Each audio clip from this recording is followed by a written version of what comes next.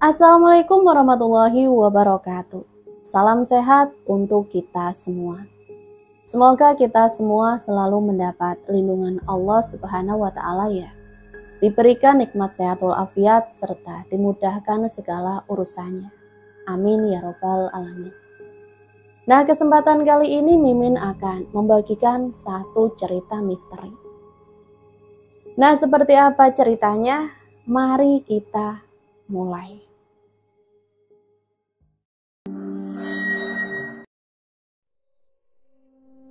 Dewi sudah mengganti spray ranjang tipis itu sejak sore tadi. Harumnya sabun cuci piring masih tercium samar. Ia tahu Anton tak peduli soal bau, tapi Dewi tetap ingin malam ini terasa berbeda. Mungkin karena perasaannya sudah terlalu dalam, atau mungkin karena dirinya mulai berharap lebih dari sekedar hubungan sesaat. Anton selalu datang di hari yang sama, Rabu malam, sekitar pukul 8 malam. Kadang lebih cepat, kadang lebih lambat, tapi jarang absen. Sudah hampir setahun ini, mereka seperti terikat dalam jadwal tak tertulis itu. Dan setiap kali pria itu datang, Dewi merasa bukan lagi wanita malam biasa. Ia merasa seperti wanita yang ditunggu oleh kekasihnya, bukan pelanggan. Dari balik jendela kecil berteralis, Dewi menatap keluar jalanan sempit di depan kamar kosnya. Lenggang, hanya suara TV dari bilik sebelah yang terdengar samar. Hatinya berdegup pelan, setiap malam Rabu selalu membuatnya deg-degan. Seperti gadis SMA menunggu ajakan nonton dari gebetan. Ketika langkah kaki terdengar mendekat, Dewi segera berdiri. Ia memastikan rambutnya tak berantakan dan bibirnya masih berwarna. Pintu diketuk 2 kali, lalu dibuka perlahan. Anton masuk tanpa suara, hanya mengangguk kecil dan menaruh tas kerjanya di kursi plastik. "Capek?" tanya Dewi sambil menutup pintu. "Lumayan," jawab Anton singkat. Ia melepaskan sepatu, menggulung lengan ke mejanya, lalu duduk di ranjang. Dewi duduk di sampingnya, meraih tangan pria itu dan mengusapnya perlahan. Jari-jarinya hangat, kukunya rapi, dan ada bekas tinta di pangkal ibu jarinya. Dewi selalu memperhatikan detail itu, seolah ingin menghafal Anton dari ujung kepala sampai ujung kaki. Malam berjalan seperti biasa. Ada percakapan ringan, tawa kecil dan sentuhan yang makin lama makin hangat. Anton bukan pria yang agresif, tapi ia tahu cara memperlakukan wanita. Tidak terburu-buru, tidak kasar, bahkan saat memeluk. Pria itu seperti menyimpan rindu dalam diam. Dewi menyukai caranya, menatap tatapan yang kadang seperti kosong, kadang seperti menyesal. Mungkin Anton sadar apa yang mereka lakukan adalah kesalahan. Tapi tetap saja, ia datang setiap minggu, seperti ada yang tak bisa ia tinggalkan. Ketika tubuh mereka menyatu, Dewi menutup mata. Ia ingin merasakan semuanya tanpa gangguan. Nafas Anton di lehernya, desahan pelan yang membuat bulu kuduknya merinding, dan detak jantung yang berdetak cepat. Tidak ada suara keras, tidak ada teriakan palsu seperti di film dewasa. Semua terjadi perlahan, dalam diam, namun terasa dalam. Setelah itu Anton selalu terdiam beberapa menit. Matanya menatap langit-langit kamar yang mulai mengelupas. Dewi menunggunya bicara, tapi malam ini Anton terlihat lebih diam dari biasanya. "Kamu kenapa?" tanya Dewi pelan. Anton menggeleng. "Gak apa-apa, cuma mikir aja." "Tentang apa?" Dewi ingin tahu, tapi ia menahan diri. Ia tidak ingin terlihat terlalu ingin tahu. Ia hanya simpan pertanyaannya sendiri, membiarkannya menggantung di udara kamar. Beberapa menit kemudian, ponsel Anton bergetar. Ia melihat layar lalu berdiri. Wajahnya berubah tegang. "Aku harus pulang," Katanya pendek. Ini jam berapa? Tanya Dewi. Jam 12. Jawab Anton sambil memasukkan kemeja ke dalam celana.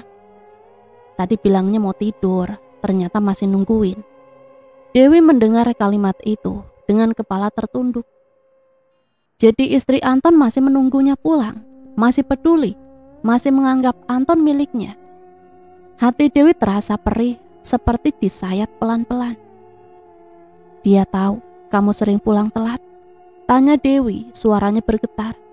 Anton menatapnya lama, lalu ia menjawab. Enggak, aku bilang lembur. Dewi tertawa kecil, tapi pahit. Lembur, tiap Rabu malam. Anton tidak menjawab, ia hanya merapikan kancing bajunya, mengambil tas lalu berjalan ke pintu. Kamu sayang sama dia? Tanya Dewi sebelum Anton membuka pintu. Laki-laki Anton diam, kali ini lebih lama, matanya menatap lurus, tapi pikirannya entah kemana. Aku gak tahu, tapi dia istri aku. Kalimat itu membuat dada Dewi sesak. Setelah pintu tertutup, ia duduk di ranjang, lututnya ditekuk, tubuhnya gemetar. Dia istri aku. Kata-kata itu terus terulang di kepalanya, menjadi gema yang menyakitkan. Dewi tahu sejak awal siapa dirinya. Bukan siapa-siapa, tapi tetap saja hatinya berharap. Ia merasa Anton berbeda, ia merasa ada tempat untuknya di hati pria itu. Dewi menatap kaca kecil di dinding, wajahnya masih cantik meski mulai menua. Ia bukan gadis muda lagi, tapi tubuhnya masih bisa membuat pria jatuh cinta. Ia tahu itu, ia percaya kalau Anton diberi pilihan, ia bisa jadi yang dipilih. Tapi sampai kapan harus menunggu pilihan yang tak pernah datang? Malam itu Dewi duduk sendiri hingga larut. Ia tidak menangis, tapi matanya basah. Dadanya sesak, ia tidak ingin menjadi sekedar pelarian. Ia ingin memiliki sepenuhnya. Dan malam itu juga, untuk pertama kalinya, terlintas dalam pikirannya sebuah jalan yang tak pernah ia pertimbangkan sebelumnya. Jalan gelap yang bisa membuat Anton hanya menjadi miliknya. 2 hari setelah Anton pergi, ponsel Dewi terus menyala. Bukan dari Anton, tapi dari pelanggan lain yang menawarkan pertemuan. Ia menolak semua, bukan karena malas, tapi karena pikirannya belum bisa lepas dari suara Anton malam itu. Kata-katanya masih terngiang. Dia istriku. Dewi bukan remaja yang mudah tersinggung, tapi entah kenapa kalimat itu seperti cambuk. Ia merasa ditampar kenyataan. Perempuan yang ia anggap saingan bukanlah kekasih gelap. Lain. Bukan juga mantan yang belum bisa move on, tapi perempuan sah di atas kertas dan hukum. Perempuan yang tidur di samping Anton setiap malam, yang punya hak menyentuh tubuh itu kapan saja, dan tidak perlu menunggu malam Rabu untuk mendapatkan waktu bersama. Sore itu Dewi duduk di kursi plastik dekat jendela, memandangi langit yang mulai mendung. Tangannya sibuk menggulung ujung handuk kecil. Pikirannya terbang kemana-mana. Ia tahu betul bahwa perasaannya sudah terlalu dalam. Tidak mungkin lagi kembali ke posisi semula. Setiap pelukan Anton, setiap detik, tubuh mereka bersatu, seolah meninggalkan jejak yang tidak bisa dibersihkan. Dia bukan milikmu, Dewi. Gumamnya pada diri sendiri. Tapi kalimat itu tidak membuatnya merasa lebih baik. Justru membuatnya makin ingin melawan. Ia merasa tidak terima. Mengapa cinta harus kalah hanya karena selembar buku nikah? Apa salahnya jika Anton lebih bahagia bersamanya, bukan dengan perempuan yang bahkan tidak tahu cara membuat pria itu tersenyum? Saat itulah ia mulai berpikir, sesuatu yang selama ini ia tahan-tahan. Sesuatu yang dulu sempat ia dengar dari semua pekerja malam, tapi tak pernah benar-benar ia percaya. Kalau cinta kamu gak bisa dimiliki dengan cara biasa, coba aja bagi jalan lain. Begitu kata salah satu teman lama saat mereka duduk di warung sepi pukul 2 dini hari. Dulu Dewi hanya tertawa, tapi sekarang pikiran itu terasa masuk akal. Malamnya Anton datang lagi, tak terduga, bukan hari Rabu, tapi Senin. Hari yang selama ini tak pernah mereka gunakan untuk bertemu. Dewi panik, tapi senang.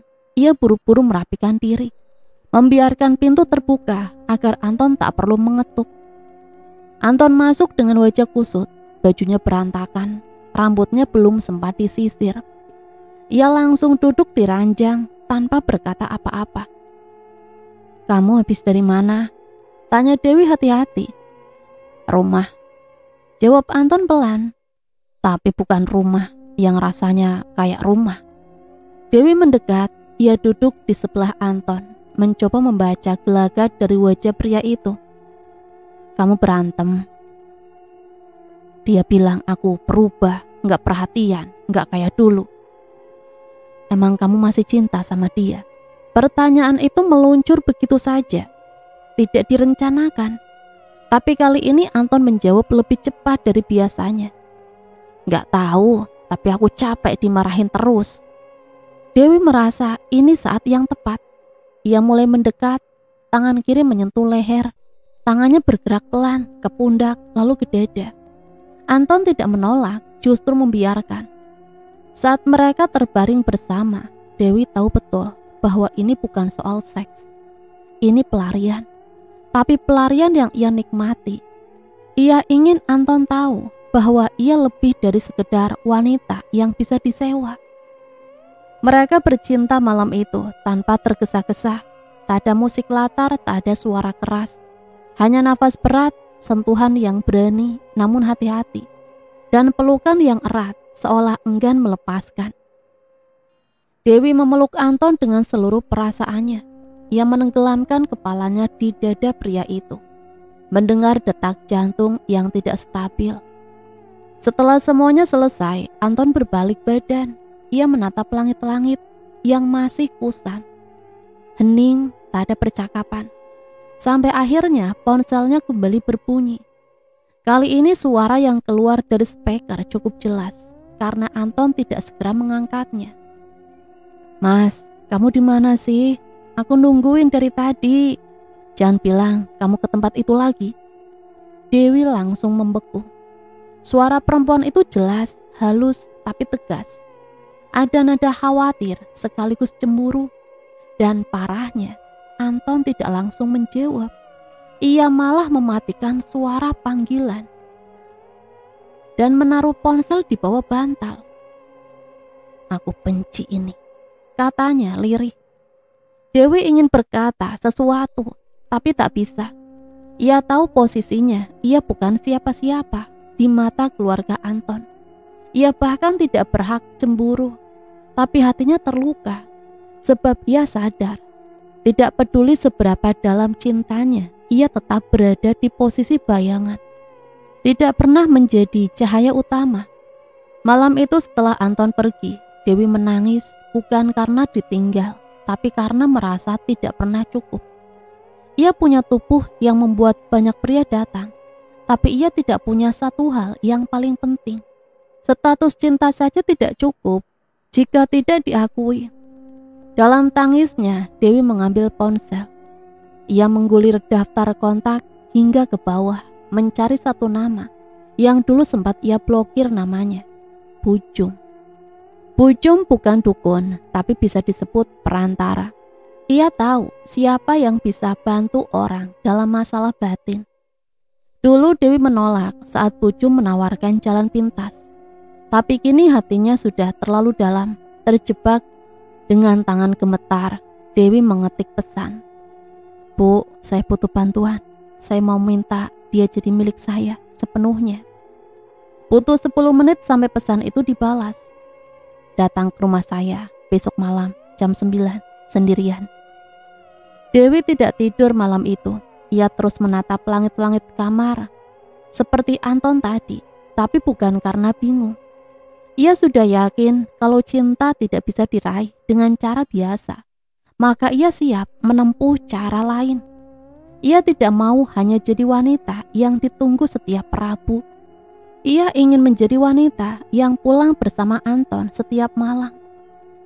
Warung kopi itu terletak di ujung gang sempit, berdempetan dengan rumah-rumah berukuran kecil, yang sebagian besar temboknya mulai mengelupas. Lampu-lampu remang menggantung dari kabel panjang yang tampak seperti nyaris putus. Jam sudah menunjukkan pukul 9. Ketika Dewi datang dengan wajah gugup, ia mengenakan jaket lusuh dan masker kain, berusaha menyembunyikan identitas dari siapapun yang mungkin mengenalnya. Di bangku pojok belakang, seorang perempuan tua dengan rambut disanggul dan kulit keriput sedang duduk sambil menyeruput kopi hitam dari cangkir. Matanya tajam, meski samar diselimuti kacamata minus.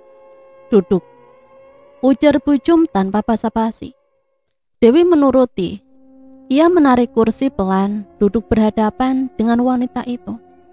Suara hiruk-pikuk motor dan sesekali anjing menggonggong menjadi latar. Hatinya deg-degan, bukan karena takut, tapi karena tahu bahwa malam ini akan menjadi awal dari sesuatu yang tidak bisa ia putar balik. "Kamu masih ingat syaratnya?"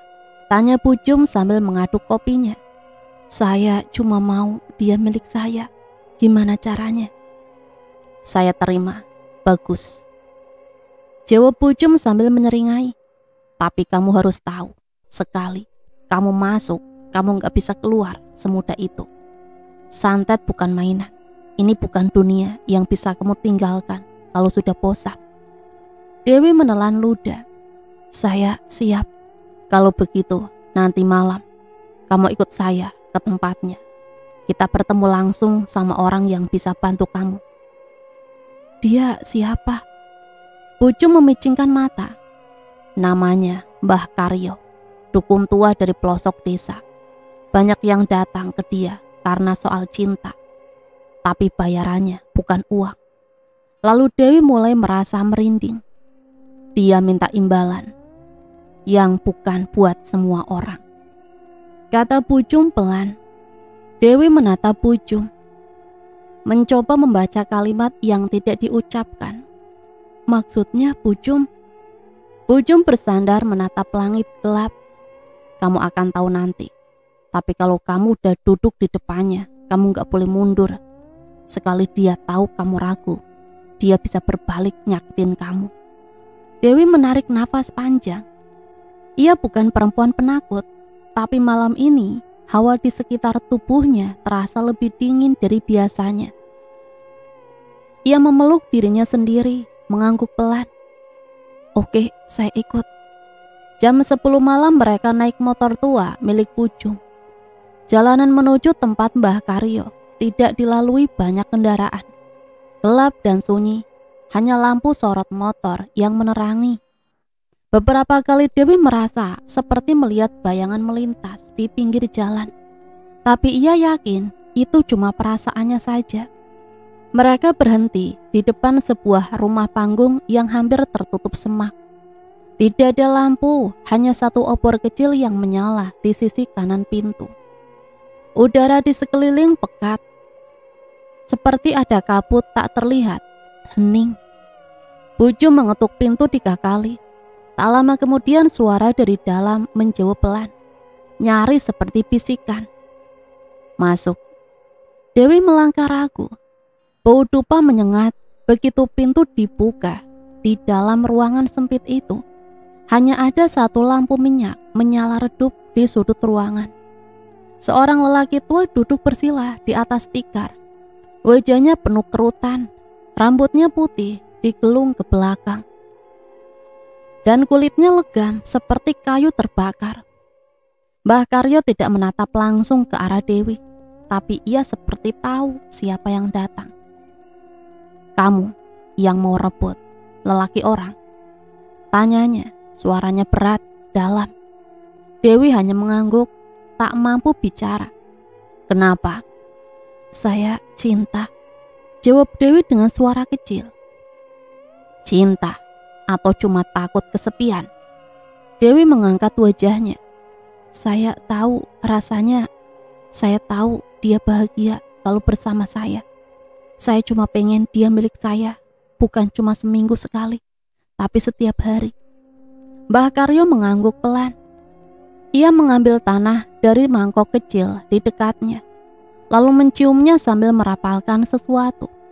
Mulutnya bergerak cepat, matanya tetap tertutup. Setelah beberapa menit ia berhenti. Bisa, tapi ada harga. Dewi menelan ludah. Apa? Mbah Karyo berdiri perlahan, tubuhnya kecil tapi masih tegak. Ia menghampiri Dewi lalu berhenti, hanya satu jengkal dari wajahnya. Aku butuh kamu malam ini. Dewi tertegun, ia tahu kemana arah permintaan itu, tapi lidahnya keluh. Buju menunduk, tidak ikut campur. Ia sudah memperingatkan sejak awal. Kamu pengen lelaki itu kehilangan gairah sama istrinya. Kamu pengen istrinya jadi perempuan dingin yang bahkan gak bisa disentuh. Itu butuh tumbal. Dan tumbalnya bukan darah, tapi tubuh kamu sendiri. Dewi masih diam. Kalau kamu mau, malam ini kita mulai. Kamu tidur di sini sama aku sekali, dan setelah itu semua akan berubah. Dewi menatap mata Mbah Karyo. Tidak ada nafsu di sana. Hanya ritual, hanya syarat. Tapi tetap saja tubuhnya bergidik. Setelah beberapa detik hening, Dewi mengangguk. Oke, katanya lirih. Mbah Karyo tersenyum samar. Kamu akan dapat apa yang kamu mau. Tapi ingat, harga yang kamu bayar malam ini akan kamu rasakan selamanya. Malam itu suara angin di luar rumah panggung lebih kencang dari biasanya. Daun-daun berjatuhan dan ayam jago berkokok meski belum subuh. Di dalam ruangan kecil itu satu perjanjian terjalin dan satu tubuh menjadi tumbal dari cinta yang terlalu dalam untuk dijelaskan dengan kata-kata. Anton duduk di pinggir ranjang sambil menatap punggung istrinya, Rina, yang terbaring membelakangi cahaya dari lampu tidur, menyinari sebagian wajahnya yang mulai lelah. Bukan karena usia, tapi karena perang dingin yang belakangan ini makin sering terjadi di antara mereka. Rina tidak bicara sepatah kata pun sejak Anton pulang malam itu. Ia hanya menyelesaikan makan malam sendirian tanpa menawari sang suami. Biasanya Rina yang lebih dulu membuka percakapan, entah dengan basa-basi soal kerjaan atau cerita ringan tentang tetangga. Tapi malam itu berbeda. Anton menarik nafas pelan, lalu menyusupkan tubuhnya ke balik selimut. Tangannya mencoba menyentuh pinggang istrinya, lalu mengusapnya perlahan, seperti isyarat damai. Namun Rina tetap diam, bahkan seakan tubuhnya kaku saat disentuh. Aku minta maaf ya soal kemarin. Tak ada jawaban. Kita jangan kayak gini terus ya. Masih diam. Anton memberanikan diri mendekat. Tubuhnya menempel pada tubuh istrinya. Ia mengecup tengkuk Rina dengan lembut, berharap itu bisa meluluhkan amarah yang ia sendiri tidak tahu sepenuhnya disebabkan oleh apa. Namun baru beberapa detik Rina menggeser tubuhnya. Mas, jangan, ucapnya lirih. Anton menahan diri, bukan karena ditolak, tapi karena suara istrinya terdengar aneh, dingin, kosong, seakan tanpa perasaan. Kamu masih marah? Tanya Anton, suaranya mulai pelan. Rina memejamkan mata, ia sendiri bingung dengan perasaannya. Sejak beberapa hari terakhir, gairahnya seperti hilang. Bukan karena tidak mencintai Anton, tapi tubuhnya tak lagi bereaksi seperti dulu. Bahkan saat sang suami menyentuhnya, rasanya hambar, seperti kulitnya mati rasa. Aku gak tahu kenapa mas, tapi rasanya beda. Beda gimana? Rina menoleh, akhirnya menatap suaminya. Dulu waktu kamu pegang aku, rasanya hangat. Sekarang dingin, aku malah merasa gak nyaman. Anton terpaku. Kata-kata itu menohok. Ia mencoba mencari alasan logis, tapi tak menemukan apapun. Mereka tidak sedang dalam masalah besar. Tidak ada pengkhianatan terbuka. Dan toh selama ini, ia tetap pulang ke rumah. Namun kenyataannya jarak mereka semakin besar, bukan hanya di pikiran, tapi juga di tubuh. Sementara itu di tempat lain, Dewi duduk di sofa kecil kamar kontrakannya. Tubuhnya masih terasa lemas setelah malam itu bersama Mbah Karyo. Tapi entah mengapa ia merasa puas, tidak dalam arti jasmani, tapi secara batin. Seperti ada sesuatu dalam dirinya yang kini lebih kuat, lebih yakin. Ponselnya bergetar, sebuah pesan masuk dari Anton. "Boleh ketemu malam ini, aku butuh pelukanmu." Dewi tersenyum, sebuah senyum penuh kemenangan. Ia tidak membalas pesan itu, tapi segera berdiri, masuk kamar mandi, dan mulai bersiap. Malam itu Anton datang lebih awal dari biasanya. Wajahnya kusut, matanya sembab, tapi tubuhnya tampak sangat menginginkan sesuatu. Dan Dewi tahu ini bukan sekedar pelampiasan. Ini butuh ketergantungan. Mereka bercinta tanpa banyak kata. Setelah semuanya selesai, Anton tertidur, tapi Dewi tetap terjaga. Ia menatap langit-langit kamar yang lembab, mendengar suara detak jam yang monoton. Dalam diamnya, ia tahu bahwa semuanya berjalan sesuai rencana. Anton makin menjauh dari rumah dan makin erat bersamanya. Namun ada satu hal yang membuatnya merinding. Saat ia memeluk Anton dari belakang, ada sesuatu di punggung pria itu. Bukan luka, bukan keringat, tapi tanda seperti bercak hitam, kecil, bulat, dan hangat. Ia tidak tahu dari mana datangnya, tapi yang jelas saat menyentuhnya, tubuh Dewi merasa sangat panas. Bukan panas biasa, tapi seperti bara api menyusup lewat pori-pori. Keesokan paginya Rina pergi ke klinik. Ia memeriksakan diri karena merasa tubuhnya makin aneh. Dokter bilang semuanya normal, tidak ada penyakit, tidak ada infeksi. Tapi tetap saja gairahnya tidak kembali. Bahkan saat membayangkan suaminya, tubuhnya tetap dingin, tak ada getaran. Dan lebih aneh lagi, setiap kali ia menyentuh suaminya, tubuhnya terasa ngilu, seperti ditusuk duri kecil yang tak terlihat. Malam itu saat Anton tidur lebih awal dan tak mengajaknya bicara, Rina memutuskan untuk menelpon seseorang, bukan keluarganya, tapi sahabat lamanya, Lilis, yang dulu sempat aktif di komunitas pengajian. "Lis, aku bingung. Aku kayak kena sesuatu." "Kenapa, Rin?" "Aku gak bisa lagi menyentuh suami aku. Rasanya asing, dingin, bahkan jijik. Padahal aku cinta sama dia, tapi tubuhku nolak."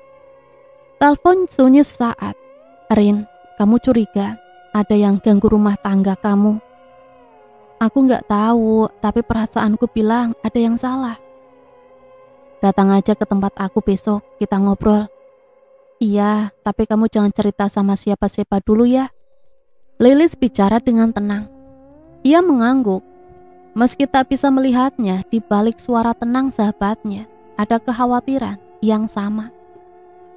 Lilis tahu betul jika seorang istri kehilangan gairah tanpa sebab. Kadang masalahnya bukan di dunia nyata. Dan Lilis juga tahu siapa perempuan yang mungkin jadi penyebabnya. Rina mulai mencari tahu lebih dalam dengan bantuan Lilis. Sementara Dewi mengalami gangguan aneh. Mimpi basah yang berulang, suara yang memanggil namanya, dan cermin yang retak tanpa sebab. Tanda-tanda bahwa perjanjian itu bukan hanya soal cinta, tapi juga tentang pengorbanan jiwa. Malam itu hujan turun deras. Rina berdiri di depan pintu rumah Lilis sambil menggenggam payung yang basah kuyup. Meski tubuhnya menggigil, ada semacam kelegaan saat melihat pintu rumah terbuka. Dan sosok sahabat lama menyambut dengan pelukan hangat. "Masuk, Rin, udah kayak tikus kecebur kota aja kamu ah." Canda Lilis, berusaha mencairkan suasana. Rina tersenyum tipis, matanya sembab, wajahnya kusut. Ia hanya membawa tas kecil berisi pakaian ganti dan dokumen penting. Selebihnya ia hanya membawa tubuhnya yang kini terasa asing, bahkan bagi dirinya sendiri. Setelah berganti baju dan duduk di ruang tengah, Lilis menyuguhkan segelas wedang jahe. Mereka duduk berseberangan, saling tatap dalam diam.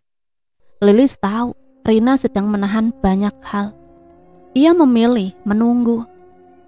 Lis, aku mimpi buruk hampir tiap malam. Mimpi suami aku tidur sama perempuan lain, tapi mukanya gak pernah kelihatan jelas. Anehnya aku gak marah. Aku cuma takut, Lis. Lilis mengangguk pelan. Takut kenapa? Takut kehilangan dia.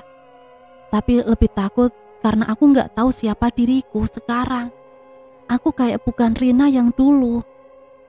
Dan kamu ngerasa ini bukan soal kamu, tapi ada campur tangan orang lain. Rina mengangguk cepat. Aku bisa bedain. Badanku rasanya nolak, tapi pikiranku masih cinta. Tubuh sama hati aku berantem terus, Lis. Lilis menghela nafas, lalu bangkit dan mengambil sesuatu dari lemari kecil dekat jendela. Ia kembali membawa sebuah kitab kuno dan sebungkus garam kasar.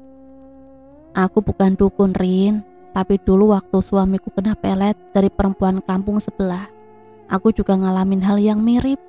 Dingin, hambar, dan tiap kali dia pulang ke rumah, bawaannya pengen muntah, lihat wajahnya. Rina menatap Lilis tak percaya. Kamu juga pernah? Pernah, tapi aku lawan. Aku yakin itu bukan dari Tuhan, dan aku tahu kamu juga bisa lawan. Lilis membuka kitab tersebut, mencari halaman tertentu. Di sana ada catatan tentang ciri-ciri orang yang terkena guna-guna, pengalih cinta. Salah satunya adalah pasangan menjadi dingin. Secara fisik tubuh terasa ngilu saat disentuh dan sering mimpi erotis dengan orang yang tidak dikenalnya. Rin, kamu sering mimpi aneh juga. Rina terdiam, ia mengangguk perlahan. Iya, tapi bukan mimpi diselingkuhi. Mimpi suami aku dirantai, telanjang, tapi dia gak bisa lihat aku. Dia cuma nyebut nama Dewi. Nama itu seperti tamparan. Lilis membelalakan mata. Dewi, kamu yakin? Iya, aku dengar jelas dia panggil-panggil nama itu sambil nangis. Lilis berdiri, wajahnya berubah serius. Kalau dia udah nyebut nama orang yang kamu curigai, berarti itu bukan cuma tebakan, Rin. Ini udah masuk tanda serius. Kita harus netralin semua sebelum telat. Sementara itu di tempat lain, Dewi terbangun mendadak dari tidurnya. Nafasnya memburu, tubuhnya basah oleh keringat dingin. Jam menunjukkan pukul 10 malam. Lampu masih menyala, tapi ruangan terasa jauh lebih gelap dari biasanya. Ia baru saja bermimpi. Dalam mimpi itu ia berdiri telanjang di depan cermin besar yang retak. Tapi bayangan di dalam cermin bukan dirinya. Itu wajah Rina, pucat, berlinang air mata. Dan mulutnya berbisik pelan. Kamu mencuri cinta yang bukan milikmu. Dewi bangkit berjalan ke cermin kecil. Di kamar mandi, ia menatap wajahnya. Dan di sana, di bawah mata kirinya, muncul bercak hitam kecil, serupa dengan yang ada di punggung Anton. Ia menggosoknya, tapi tidak hilang. Tiba-tiba terdengar suara ketukan pelan di jendela 3 kali, lalu sunyi. Dewi berjalan perlahan ke arah jendela dan mengintip keluar, kosong. Tapi saat ia berbalik, ada bayangan hitam berdiri di dekat pintu kamar. Tinggi, kurus, tanpa wajah. Dewi menjerit, tapi suaranya tak keluar. Bayangan itu mendekat, membisikkan sesuatu di telinganya. Kamu belum lunas. Saat tubuhnya gemetar hebat, pintu kamar mendadak terbuka sendiri, dan bayangan itu lenyap seketika. Dewi jatuh terduduk di lantai, menggigil. Ia memeluk lutut dan malam itu menjadi malam pertama di mana ia benar-benar merasa takut. atas pilihannya. Paginya ia menemui Bu Jum. "Bu, kenapa aku diganggu, Bu?" Bu Jum hanya menatapnya datar. "Kamu pikir semua beres begitu kamu serahkan tubuhmu? Mbah Karyo gak minta kamu tidur sama dia buat kesenangan. Itu bagian dari ritual. Tapi bagian kedua adalah menjaga ikatanmu sama setan yang dikirim buat bantu kamu. Dan kamu belum lakukan." "Apa maksudnya?" "Kamu harus kasih persembahan." Dewi tercengang. "Persembahan apa lagi?" "Kalau kamu pengen Anton benar-benar gak bisa balik ke Rina selamanya, kamu harus buat Rina hilang. Bukan mati, tapi hilang dari hatinya. Itu butuh darah." Dewi mundur pelan. "Aku gak mau bunuh siapa-siapa." "Bukan bunuh, cuma percikan darah dikirim ke Mbah Karyo lewat kain putih. Setelah itu urusan beres." Dewi menelan ludah, jantungnya berdetak kencang. Ia tahu ini sudah terlalu jauh. Tapi ia juga sadar mundur sekarang bisa membuat semuanya berbalik menelannya hidup-hidup. Dan malam itu saat ia kembali ke kontrakan, bercaknya makin besar. Kali ini berbentuk seperti kelopak bunga yang membusuk. Rina duduk bersilah di ruangan tengah rumah Lilis. Di depannya selembar kain putih dibentangkan dan di atasnya ditaburkan garam kasar, membentuk lingkaran. Lilin kecil menyala di 4 sudut ruangan. Di tengah-tengah lingkaran garam, Lilis meletakkan sebuah cermin bundar setipis buku tulis yang tampaknya sudah lama tak digunakan. Pinggirannya mulai menghitam. "Jangan banyak gerak kalau nanti kamu lihat sesuatu di cermin itu. Jangan langsung panik," ujar Lilis sambil menaburkan sisa garam terakhir. "Ngelihat apa?" "Kadang cuma bayangan gelap, tapi kalau yang ganggu kamu kuat, bisa aja mukanya kelihatan." Rina menelan ludah. Tangan dan kakinya dingin, tapi ia berusaha tetap tenang.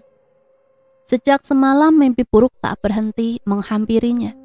Yang paling parah, ia bermimpi Anton duduk di meja makan bersama seorang perempuan yang seluruh tubuhnya ditutupi kabut hitam. Hanya matanya yang terlihat merah menyala.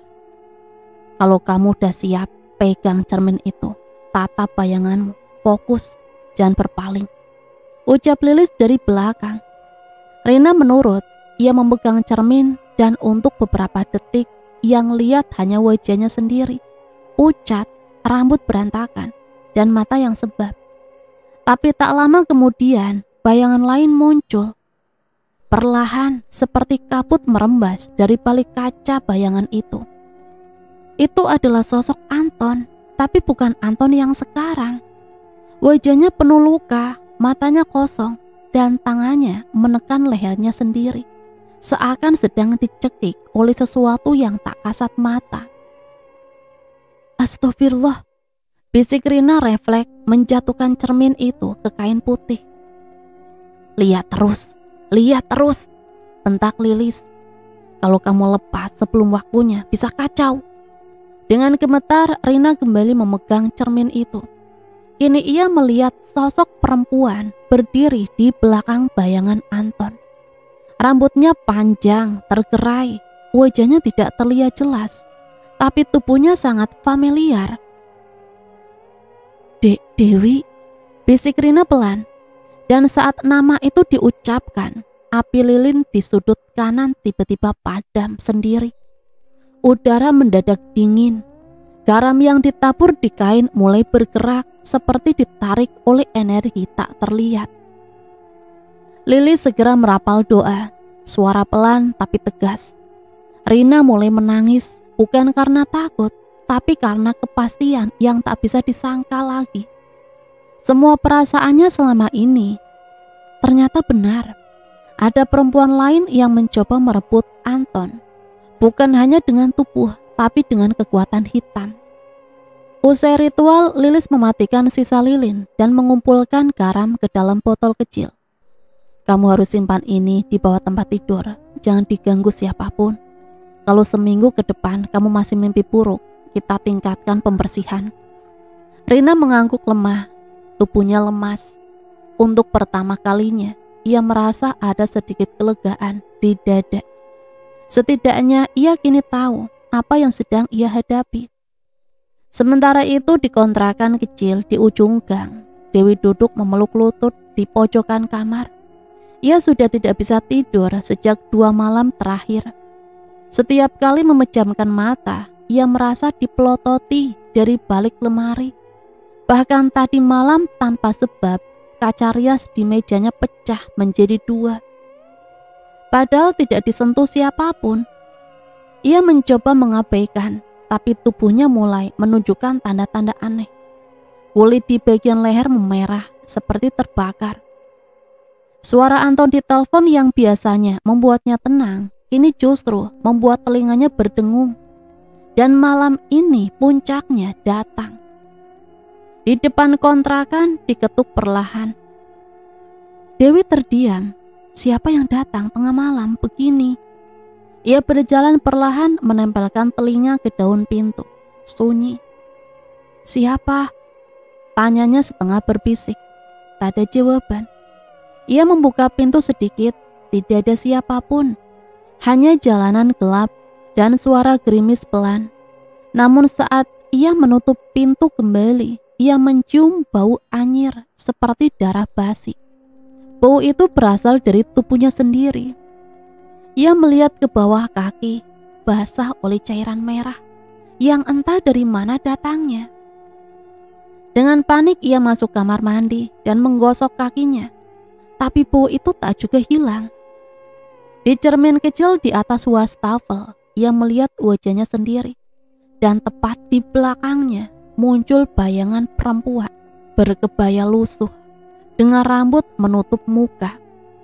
Dewi menjerit, ia berlari keluar dari kamar mandi, terjatuh lalu merangkak menuju tempat tidurnya. Saat ia bangkit di lantai kamar ada tulisan berwarna hitam. Jangan rampas yang bukan milikmu. Tangannya gemetar, ia mengambil ponsel mencoba menelpon Bujum. Tapi sinyal hilang. Layarnya hanya menampilkan pesan, tidak ada layanan. Di saat yang sama, Anton menelponnya, tapi kali ini ia tak menjawab. Ia mulai takut dengan Anton. Bukan karena pria itu akan menyakitinya, tapi karena setiap kali bersama Anton, tubuhnya seperti dikuras habis. Setiap sentuhan menjadi sakit, bukan nikmat. Ia mulai sadar, cinta yang didapati dengan paksaan hanya akan jadi beban. Dan sekarang ia mulai dipaksa membayar lunas. Anton menatap wajahnya sendiri di cermin kamar mandi. Mata yang dulu tajam dan penuh percaya diri, kini tampak sayu. Kantong mata menghitam, menggelantung. Kulitnya pucat seperti orang habis sakit berat, bukan karena kurang tidur atau stres, tapi karena tubuhnya memang terasa berbeda. Sejak 2 minggu terakhir setiap pagi, ia bangun dengan perasaan hampa. Bukan sekedar lelah, tapi seperti disedot habis dari dalam. Nafsu makannya menurun, tidur pun tak lagi nyenyak. Tapi yang paling mencolok, ia mulai kehilangan gairah terhadap Dewi. Perempuan yang dulu membuatnya terbakar hanya dengan satu lirikan, kini tak lagi membangkitkan gejolak. Bahkan ketika Dewi duduk di sampingnya dengan hanya mengenakan daster tipis, ia hanya menoleh sebentar, lalu kembali memandang kosong ke layar televisi yang bahkan tak ia tonton. Dewi menyadari dan itu membuatnya gelisah. Aku gak menarik lagi buat kamu, tanya Dewi suatu malam ketika mereka duduk di tempat tidur saling membelakangi. Anton menoleh pelan. Kamu selalu menarik, Dewi. Aku cuma capek. Capek karena aku? Suaranya lirih. Anton diam. Ia tak bisa menjawab dengan jujur. Ia tak tahu kenapa tubuhnya menolak kehadiran Dewi. Kadang saat menyentuh kulitnya, Anton merasa seperti menyentuh karet panas. Terlalu halus, terlalu licin, dan tidak manusiawi. Dewi mendekat, mencium Anton dari belakang. Gerakannya lembut, perlahan, tapi Anton hanya menghela nafas dan bangkit berdiri. Aku mandi dulu, katanya singkat, lalu masuk kamar mandi. meninggalkan Dewi yang menggigit bibir, menahan amarah dan malu. Dewi memeluk dirinya sendiri. Ia mulai sadar ada yang tidak beres. Dan ia tahu ini bukan sekedar cinta yang luntur. Ini kutukan balik yang mulai menggigitnya. Di rumah Lilis, Rina mulai menjalani rutinitas pembersihan batin. Setiap malam ia membaca surat-surat pendek, menyalakan lilin, dan menyiapkan botol garam kecil di bawah bantal. Hasilnya sedikit demi sedikit, ia mulai merasa ringan. Tidurnya nyenyak, mimpi buruk tak lagi datang, dan tubuhnya tidak lagi terasa berat. Suatu sore Lilis mengajaknya bertemu seseorang. Seorang perempuan parubaya bernama Bu Darmi, yang dulu pernah membantu Lilis melepas suaminya dari pengaruh pelet. Aku gak pelet orang, Bu. Aku cuma ngerasa ada sesuatu yang membuat aku sama suami itu jauh. Bukan karena hati, tapi karena tubuh kami udah gak bisa bersatu, kata Rina saat duduk di ruang tamu rumah Bu Darmi yang penuh tanaman rimbun dan aroma kayu manis. Bu Darmi mengangguk. Kadang yang merusak rumah tangga bukan perselingkuhan aja, tapi niat orang lain. Yang penting masuk dan ngerusak dari dalam. Pelet atau guna-guna itu ibarat benalu. Nggak membunuh langsung, tapi membuat pelan-pelan layu. Ia meminta sehelai baju bekas Anton dan segelas air putih yang sudah didoakan. Setelah membaca doa dalam bahasa Jawa yang kental, Bu Darmi meneteskan sedikit air ke pakaian Anton. Hanya butuh beberapa detik, dan dari kain itu muncul bau anyir yang menusuk. Ini bukan cuma energi negatif, ini sudah termasuk guna-guna pengalih birahi. Tujuannya bukan cuma ngambil suami ibu, tapi juga bikin ibu nggak bisa deket lagi secara jasmani. Akarnya dalam. Rina menunduk, matanya basah, tapi masih bisa dilepas, asal kuat niatnya dan harus ada pengorbanan kecil. Pengorbanan apa, Bu? Bu Darmi tersenyum tipis. Nanti akan datang sendiri bentuknya. Tapi satu hal, jangan benci pelakunya. Benci cuma membuat rantai itu makin kuat. Ibu harus ikhlas, tapi bukan berarti pasrah. Lawan dengan tenang. Malam itu Dewi kembali bermimpi buruk. Kali ini ia melihat dirinya sendiri dalam balutan kain putih yang terbakar perlahan. Di sekelilingnya perempuan-perempuan tanpa wajah berdiri membentuk lingkaran sambil menunjuk ke arahnya. Kamu bukan istri, kamu bayangan. Kamu cuma bayangan. Saat terbangun seluruh tubuhnya berkeringat. Tapi yang paling mengerikan, Anton sedang berdiri di depan jendela kamar, mematung. Mas, panggilnya pelan. Anton tidak menjawab. Dewi bangkit dan memegang lengannya. Baru kali itu ia menyadari tubuh Anton terasa seperti es saat disentuh. Kulitnya memucat. Anton hanya bergumam pelan. Aku pengen pulang. Pulang? Maksudnya ke rumah itu, rumah tempat istrimu? Suara Dewi naik. Anton mengangguk perlahan. Dewi memukul dada Anton. Kamu bilang kamu gak cinta. Kamu bilang itu semua gak berarti. Anton menatap kosong. Aku lupa rasanya cinta, Dewi. Tapi setiap malam aku dengar suara dia manggil. Rina datang, manggil aku. Dewi terdiam, tangan yang tadi memukul perlahan turun. Ia menatap mata Anton dan untuk pertama kalinya ia melihat sesuatu yang tak pernah ia lihat sebelumnya. Kehampaan seperti jiwa yang sedang dikuras. Ia tahu waktu mereka tidak banyak lagi. Di tempat berbeda, Bujum duduk di depan sesajen yang sudah setengah hangus. Ia memanggil Mbah Karyo, makhluk gaib yang selama ini menjadi perantara guna-guna Dewi. Namun malam itu api tak kunjung menyala. Abu di dalam pokor mengepul gelap, dan suara dari balik gelap berbisik. Perempuan itu tidak membayar lunas. Bujum bergumam panik. Dia sudah serahkan tubuhnya, dia juga taat, apalagi kurangnya. Cinta lelaki itu mulai lepas, jiwanya ingin kembali, dia akan terbebas, dan kamu juga akan ditarik. Saat itu juga wajah Pucung berubah pucat, tangannya gemetar. Ia tahu ikatan antara Dewi dan Anton tak lagi stabil. Dan kalau semua terlepas, seluruh efek ritual akan berbalik ke pelakunya, termasuk dirinya. Akhirnya Anton mengunjungi rumah lamanya dan bertemu Rina untuk pertama kalinya setelah sekian lama. Rina yang kini lebih tenang dan bersih hatinya menghadapi Anton dengan kekuatan baru. Sementara Dewi didorong oleh ketakutan mencari cara terakhir untuk mempertahankan Anton, termasuk membuat perjanjian baru dengan dukun yang jauh lebih berbahaya. Pagi itu untuk pertama kalinya setelah 2 bulan, Anton berdiri di depan pagar rumahnya sendiri. Cat putihnya masih sama, tapi sedikit mengelupas di bagian bawah. Dan lonceng kecil yang tergantung di bawah atap teras masih berbunyi pelan, tertiup angin. Langkahnya ragu, tangannya berkeringat, bahkan kunci rumah yang dulu sangat akrab digenggamnya kini terasa asing. Ia menekan bel 2 kali, lalu menunggu. Detak jantungnya mengencang, entah karena gugup bersalah atau sekedar takut melihat bayangannya sendiri lewat mata perempuan yang ia tinggalkan.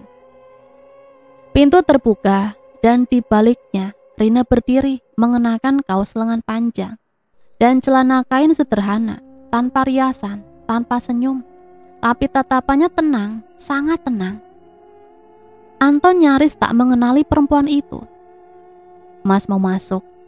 tanya Rina datar, membuka pintu lebih lebar. Anton mengangguk pelan. Ia melangkah masuk dan aroma rumah itu menyergapkan wangi kapur barus, sabun cuci, dan sedikit aroma melati dari pojokan ruang tamu. Semua terasa seperti rumah yang sesungguhnya. Mereka duduk berhadapan di meja makan, sama seperti dulu. Hanya saja kali ini ada jarak yang tak bisa dijelaskan. Jarak yang dibangun bukan oleh amarah, tapi oleh luka. "Aku cuma mau lihat kamu," kata Anton pelan, "dan minta maaf." Rina tak langsung menjawab. Ia menatap Anton dalam-dalam, seolah mencari sisa-sisa lelaki yang pernah ia cintai sepenuhnya. Lelaki yang dulu memeluknya tiap malam, bukan memunggunginya. Lelaki yang dulu mengecup keningnya sebelum berangkat kerja, bukan mencuri waktu bersama perempuan lain di balik jam kantor. Anton menunduk. Kalimat itu seperti peluru pelan yang menghantam dadanya. Ia tahu Rina tidak sedang mencoba menyakitinya. Perempuan itu hanya jujur. Dan kejujuran yang tanpa drama itu justru membuat Anton merasa lebih bersalah. "Mas, masih sama dia?" tanya Rina pelan, tanpa emosi. Anton menggeleng. "Aku mulai ngerasa asing di samping dia. Gairahku hilang. Aku merasa kayak boneka hidup." Rina menarik nafas panjang. Ia mengaduk teh di gelasnya, meski tak menyesapnya. "Kalau kamu datang ke sini buat minta aku bantu sembuhin kamu, kamu datang ke waktu yang tepat. Tapi kalau kamu datang cuma buat nostalgia, lebih baik kamu pergi." Anton menatap istrinya. Di mata Rina tak ada air mata, tak ada kemarahan, tapi juga tak ada cinta yang meledak-ledak. Yang tersisa hanya sisa abu yang menunggu angin datang. "Aku cuma ingin pulang," ujar Anton, suaranya serak. "Kalau kamu masih mau terima." Rina menatapnya lama, lalu bangkit dari kursinya. Ia mengambil sebuah botol kecil dari dalam laci dapur dan meletakkannya di meja. "Ini garam yang aku simpan buat bersihin rumah ini dari energi negatif. Tapi kamu juga harus bersihin dirimu. Jangan berharap semuanya balik kayak dulu kalau kamu sendiri masih bawa luka dari luar." Anton menggenggam botol itu, lalu mengangguk. Di tempat berbeda Dewi duduk di dalam sebuah rumah sempit di pinggir kota. Berbeda dengan rumah Pucung yang rapi dan penuh dupa. Rumah ini gelap, pengap, dan hanya diterangi lampu minyak kecil. Seorang lelaki tua duduk di depannya. Kulitnya keriput, matanya sipit tapi tajam. Namanya Mbah Santo. "Jangan kayak dukun-dukun lemah itu, Mbah," ujar Dewi sambil menatapnya. "Saya mau lelaki itu kembali, tapi nggak cuma badannya, hatinya juga, Mbah." Mbah Santo tertawa pelan, suaranya serak seperti pasir. "Hati itu paling sulit dipegang, Duk. Tapi kalau kamu siap bayar, aku bisa tarik jiwanya buat kamu." "Bayarannya apa, Mbah?" tanya Dewi waspada. Dukun itu menatapnya dari atas ke bawah. "Tubuhmu." Dewi menegang, tapi ia sudah menduga. Sekali buat buka jalan, 2 kali buat jaga ikatan, 3 kali kamu dan dia akan terhubung selama-lamanya. Dewi menatap lantai, air matanya menggenang, tapi ia tidak menangis. Di kepalanya hanya ada bayangan Anton, lelaki yang pernah membangkitkan seluruh rasa yang tak pernah ia rasakan pada siapapun. Ia mengangguk. "Kalau itu harga yang harus aku bayar, aku siap." Malam itu ritual dimulai. Tubuh Dewi menjadi alat, bukan lagi pemberi cinta. Dan setiap bisikan mantra dari mulut Mbah Santo membuat kulitnya seperti dilucuti satu demi satu. Hingga tak ada lagi yang tersisa kecuali obsesi kosong. Sementara itu Rina dan Anton duduk berdua di ruang tamu. Tak banyak bicara, tapi ada satu hal yang terasa berbeda. Anton mulai bisa tertawa kecil. Rina pun tak lagi gugup. Mereka seperti 2 orang yang perlahan menemukan ritme lama, tanpa memaksakan kenangan. Malam itu sebelum tidur, Anton duduk di pinggir ranjang. Rina berdiri di ambang pintu kamar, menatapnya. "Kalau kamu mau tidur di sini silahkan, tapi jangan sentuh aku dulu, biar semuanya pelan-pelan." Anton mengangguk. "Aku gak pengen buru-buru, aku cuma pengen tetap di sini deket kamu." Dan malam itu tanpa pelukan, tanpa ciuman, mereka tidur dalam satu atap. Tapi tidur yang paling nyenyak setelah sekian lama. Karena kadang cinta tidak perlu terburu-buru untuk terasa utuh kembali. Dewi duduk di depan cermin yang retaknya menyebar seperti urat di kulit tua. Malam belum berganti, tapi tubuhnya sudah berkeringat seperti habis berlari. Nafasnya ngos-ngosan, tangan kanannya gemetar saat mencoba menyisir rambut yang kini tampak lebih kusam. Ia baru saja bangun dari mimpi aneh. Tubuhnya terkubur setengah di tanah basah. Sementara seseorang yang wajahnya tak terlihat memeluknya erat, tak melepaskan. Dewi meronta sekuat tenaga. Hidungnya mencium aroma kemenyan dan darah bercampur dengan bisikan-bisikan yang belum pernah ia dengar sebelumnya. Bisikan yang tidak berasal dari dunia. Dia mengusap lehernya, masih ada bekas merah seperti dicekik. Nafasnya belum juga normal. Kenapa malah mikir gila begini sih? Gumamnya lirih, tapi sebelum ia bisa berpikir lebih jauh, ponselnya bergetar. Anton. Jantungnya langsung terlonjak. Jemarinya bergerak cepat membuka pesan yang masuk. "Aku gak tahu kenapa, tapi setiap malam aku mimpi buruk. Dan aku selalu lihat kamu. Kenapa kamu masih muncul di kepala aku?" Dewi tersenyum tipis. Ada rasa puas sekaligus iba yang saling berebut. Anton masih terikat, tapi bukan seperti yang ia harapkan. Bukan datang karena cinta, tapi karena rasa cemas yang menjeratnya. Seperti rantai. Dia membalas, "Karena kamu belum selesai dengan aku." Anton hanya membaca, tidak membalas lagi. Tapi itu cukup. Dewi tahu pikirannya masih dihantui. Itu artinya ritual yang ia jalani bersama Mbah Santo berhasil menarik sebagian energi Anton. Namun di sisi lain, Dewi mulai menyadari efek yang dia duga. Mimpi buruk itu tak hanya menghampiri Anton, tapi juga dirinya sendiri. Dan tiap malam tubuhnya terasa lebih lemas, seolah jiwa yang ia pertaruhkan mulai terkikis. Sedikit demi sedikit, Dewi berdiri menatap dirinya sendiri di cermin. Tatapannya berubah. Tidak ada lagi senyum licik, hanya sorot mata penuh letih dan kegelisahan. Apa aku yang salah jalan? Bisiknya sendiri. Tapi sebelum ia menjawab, ada suara langkah kaki dari luar jendela. Cepat, berat, seperti seseorang yang menyeret rantai. Dewi terdiam. Rumah itu terkunci, tak ada yang bisa masuk. Tapi suara itu masih ada di rumah. Anton dan Rina malam itu terasa lebih sunyi dari biasanya. Anton baru saja menyelesaikan panggilan kantor. Dan Rina duduk di ruang tamu, membaca buku-buku tua, pemberian Lilis, berisi doa-doa pelindung rumah tangga. Selama beberapa hari terakhir, Rina merasakan hawa aneh di rumahnya. Seperti ada sesuatu yang mengintip dari balik pintu. Kadang ia melihat bayangan hitam di pojok ruang makan, hilang dalam sekejap. Tapi yang paling membuatnya gelisah adalah perubahan pada Anton. Lelaki itu mulai tampak bingung sendiri, sering terdiam menatap kosong ke arah jendela atau berbicara dalam tidur. 2 malam berturut-turut ia menyebut nama Dewi sambil menangis dalam mimpi. Rina tahu ini bukan sekedar efek psikologis, ada yang lebih dalam.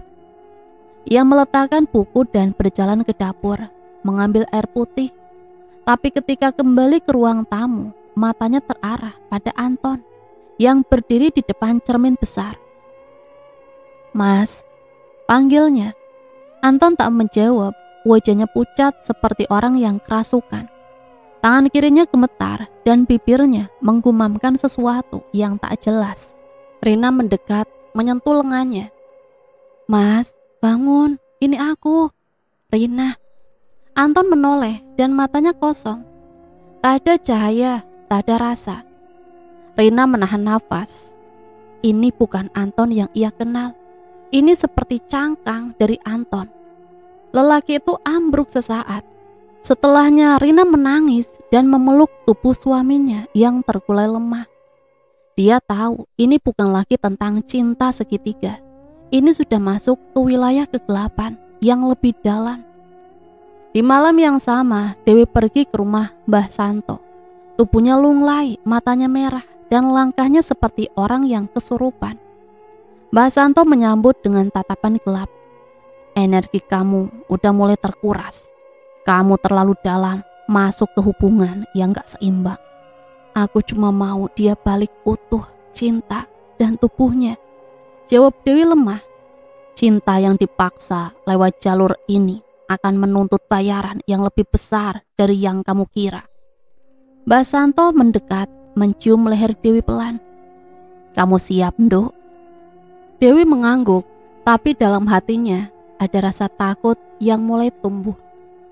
Mbak Santo menarik kainnya dan mereka kembali melakukan hubungan seperti ritual. Tubuh Dewi kembali jadi imbalan, seperti persembahan untuk kekuatan yang tak ia kenal namanya. Tapi malam itu berbeda. Saat semuanya selesai, Dewi tak menangis seperti biasa. Ia tertawa kecil, namun dingin, kosong, seperti tawa orang yang tak lagi punya kendali atas dirinya. Sementara itu Rina kembali ke Bu Darmi, membawa selembar pakaian Anton dan segelas air. Dewi bukan cuma nyantet, dia udah main jiwa. Aku udah duga itu. Ini bukan sekedar pelet atau guna-guna. Ini pengikat sukma. Rina menggenggam tangan Bu Darmi erat. "Tolong aku, Bu. Aku cuma pengen suamiku pulang tanpa ada tali dari perempuan itu." Bu Darmi berdiri, membuka kain hitam dari atas meja dan memperlihatkan seutas tali yang diikat dengan rambut manusia. "Inilah pengikatnya. Kamu harus cari sumbernya dan bakar. Tapi kamu juga harus kuat, karena nanti semua yang disembunyikan akan muncul ke permukaan."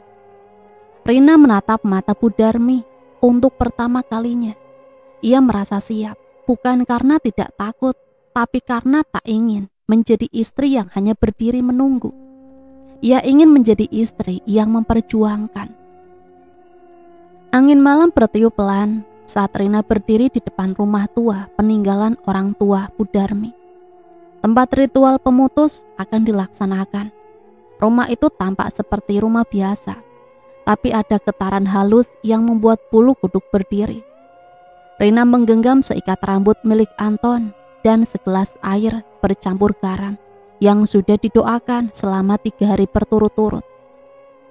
Di dalam rumah Budarmi sudah bersiap. Lantunan doa pelan mulai terdengar bergema seperti bisikan di dalam kepala. 3 lilin besar menyala di sudut ruangan. Asap kemenyan mengepul tebal di tengah ruangan. Ada kain putih panjang dengan lambang segitiga yang digambar dari darah ayam jantan. Kita akan panggil kembali Sukma Anton. Tapi kamu harus siap, Rina. Mungkin dia datang dalam wujud yang bukan seperti biasa. Rina mengangguk pelan, menggenggam kalung pernikahannya. Ia menutup mata, membaca doa pelan. Dan ketika Budarmi mulai membakar rambut Anton di atas api lilin, suara angin mendesis di luar rumah. Tiba-tiba cermin di pojok ruangan retak dengan suara nyaring. Dari dalamnya muncul bayangan Anton. Tubuhnya kurus, mata merah dan kulitnya penuh luka, seperti terbakar. Tapi ia berdiri tegak menatap Rina dengan mata yang menyimpan kenangan lama. Kamu yang panggil aku. Suaranya berat, nyaris seperti 2 suara bertumpuk.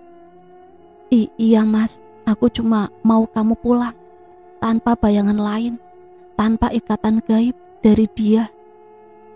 Jawab Rina tak mengalihkan pandangannya.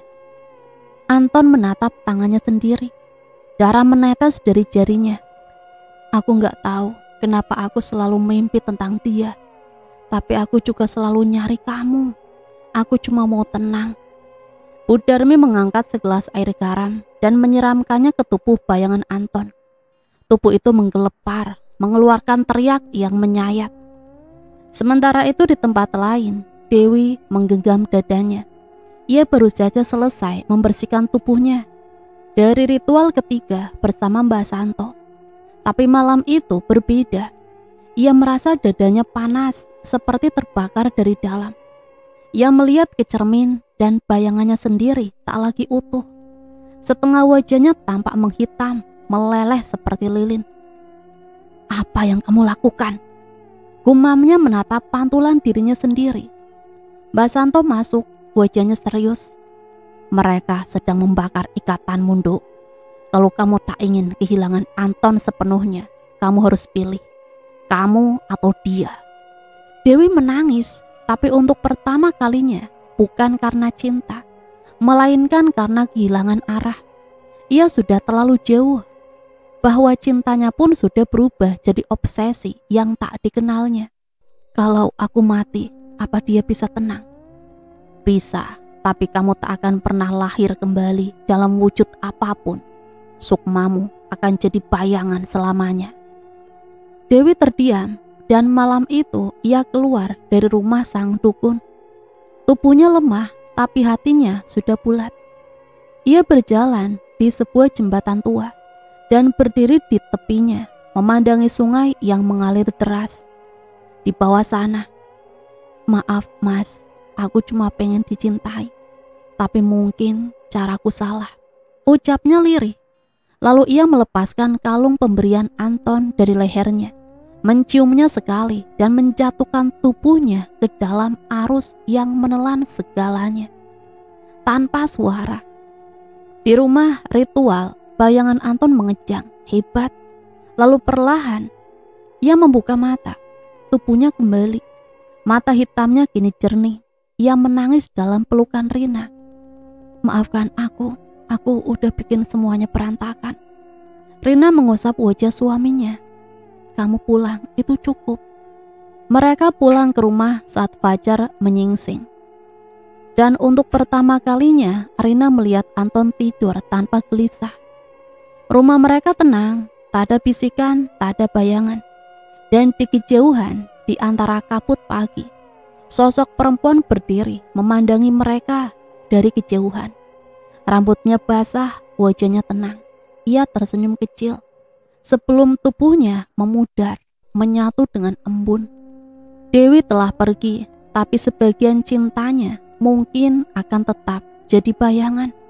Bukan untuk menakuti, tapi mengingatkan bahwa cinta yang dipaksa tak akan pernah membawa pulang siapapun.